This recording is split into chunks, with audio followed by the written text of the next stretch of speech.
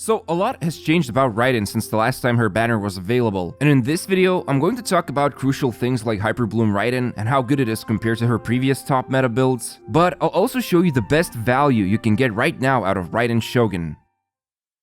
If you've been keeping up to date with Genshin, then you're probably not going to be amazed with the fact Raiden has a really powerful Hyperbloom team. But the thing is, this team variation has been getting a lot of attention recently, and I feel like her old but strong teams have been neglected. So I think now is probably the best time to talk about this because, believe it or not every team she's in is best for every situation. Now, first of all, how strong is Hyperbloom Raiden? Well, one of the strongest teams I have been using for a long time now is Double Hydro, Double Pyro, Hu Tao. This is an absolute monster of a team, dishing out insane damage to single targets, and it can even handle multiple enemies pretty well. So against the mechanical array boss, even if it's not a perfect run, so there's a mistake here and there, I can finish the room in about 47 seconds. With Hyperbloom Raiden, which is also a team that's super good against single target, I can get this room done in about 51 seconds, so about 4 seconds longer than with Hu Tao's team. Obviously, it's hard to tell how much of a fair comparison this is, when artifacts and boss attack patterns will differ, but in reality, all I'm doing here is plugging in the Double Hydro of Xingqiu and Yelan into either Raiden with Nahida or Hu Tao with Xiangling. To be honest, what I value the most personally is how easy it is to pilot the team, because you could have the best damage in the world, and if it's not fun or easy to use, well, not everyone can get behind this idea. And the good news are, Hyperbloom Raiden is brain dead easy to use. Like, I'm not even kidding how little effort it takes to clear abyss rooms with her, and you don't even have to worry about her energy needs, since, you know, all that's required from her is her elemental skill. So yeah, compared to one of the top meta teams that exist right now, Hyperbloom Raiden is really good, and there's also some variations you could go for. For example, if you don't have Nahida, Dendro Traveler works really well, although keep in mind his burst area is going to be the playground you're gonna need to fight inside in, but on the bright side, you can boost EM by up to 60 thanks to Traveler's passive talent when the burst is deployed, and it becomes super consistent when you unlock the 4th constellation. Also, while this Raiden Hyperbloom team is mainly built around single targets, you can go for an AoE variation like the infamous Raido comp, which is made up of Raiden, Beidou, Ayato, and Dendro Applicator. The funny thing here is that Beidou's burst arc lightning won't trigger the Dendro seeds, so Raiden will score the majority of Hyperblooms, while at the same time, Ayato acts as the driver and AoE damage dealer for the team. And if you want to achieve better consistency with the skill cooldown and duration, he can be equipped with Thundering Fury, which essentially lets him do 2 skill activations in a row. And there's more little details to why Hyperbloom Raiden is awesome, like the fact her skill actually boosts every other teammate's burst damage depending on their cost. So for example, Xingqiu's Hydro Swords will deal 12% more damage, thanks to Raiden's skill. So you kinda start to understand why Yelan and Xingqiu are so good with Raiden. But that's enough praising this latest and greatest Raiden's team comp. Let's take a look at how good it is compared to her old teams.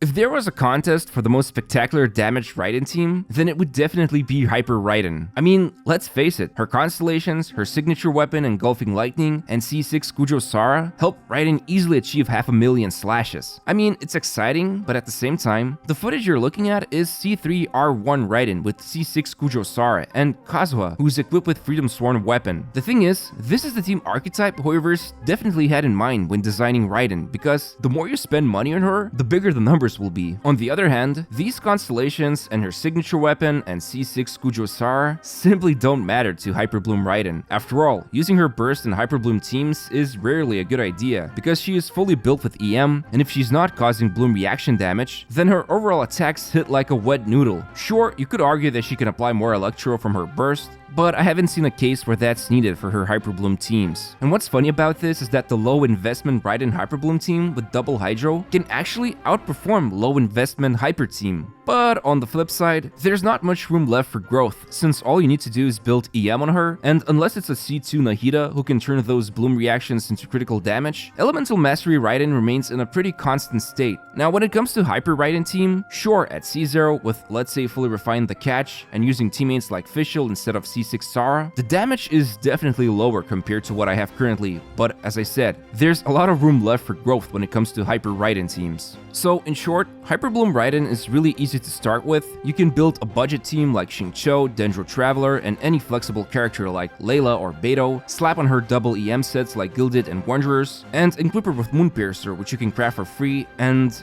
you're good to go. In fact, upgrades here would be a full Gilded Dreams or the new Paradise Lost set, while the only better weapon when it comes to raw elemental mastery is Dragon's Bane. In fact, it's a situational weapon. Moonpiercer's attack boost can work pretty nicely if you're using Ayato or Beidou, which can then boost their damage. And speaking of teammates, as I said previously, her best single target team right now is Double Hydro with Xingqiu and Yelan. So Yelan can be a great upgrade if you don't have her yet, but I don't believe she's super essential, especially if you still want to use Hyperbloom Raiden in AoE situations. But yeah, in a nutshell, Hyper Raiden has a much better potential for growth if we talk about her constellations and weapons and some premium teammates or their weapons, so you can reach higher damage output compared to Hyperbloom, but at the same time, it's super easy to start with Hyperbloom teams, and while there aren't that many paths that lead to more power, you can still optimize your teams. Now, the other very popular comp is Rational, or otherwise known as Raiden National. If you're invested at least a little bit into the meta, then you already know that Benny, Xingqiu, and Xiangling are basically the building blocks of many different teams. So putting them three together and adding Raiden or many other units, well, you should already know how busted the team is. I actually think that Rational comp is slightly better compared to Hyperbloom, but only if you're struggling with survivability. You see, bringing a shielder is quite common for Hyperbloom Raiden, but there's not that much flexibility when it comes to using healers in this team. Sure, you could put Chi-Chi with a clam set, but it won't deal a lot of damage, and the priority here is healing. Although on the bright side, you can now use Chi-Chi, even if it can mess a little with reactions. Then there's also Barbara and Kokomi, but unless they're holding Thrilling Tales, ready to boost one of the attack-focused damage dealers in Hyperbloom, then maybe they're decent. Otherwise, it's just healing and consistent Dendro core creation they can offer. And that's why Benny Boy in Rational packs a lot of value as a healer. He boosts damage, he can also deal decent amount of damage himself quickly if he has a good build, but most important of all, he feeds a lot of particles for the team when he has Favonius Sword equipped. And it just so happens Raiden's Burst also provides flat energy generation, so the other two energy-hungry teammates, Xiangling and Xingqiu, can be built with more damage in mind, instead of trying to fine-tune their energy recharge stat. But on the other hand, Rational sometimes is annoying to use, especially against smaller enemies or enemies that have low stagger resistance to attacks, because there will be a lot of overloads which can knock enemies away, and then you need to go and chase them, which is even worse considering that you gotta stay inside Benny's circle if you want to keep boosting Xingqiu's and Raiden's burst. You could say the same about Hyperbloom Raiden when using Dendro Traveler, since you also need to stay inside the circle, but this can be improved if you have Nahida. Overall, I would say that Rational team remains as the most consistent team you can build with Raiden, although you are hogging 3 powerful meta units that could be otherwise shared with the second team in the Abyss, and there are some problems with certain enemies getting knocked from overloads, but still, compared to Hyperbloom Raiden, I think these two teams are very close to each other, but because Benny is such a busted healer, it's just hard for Hyperbloom team healers to offer the same value as he does.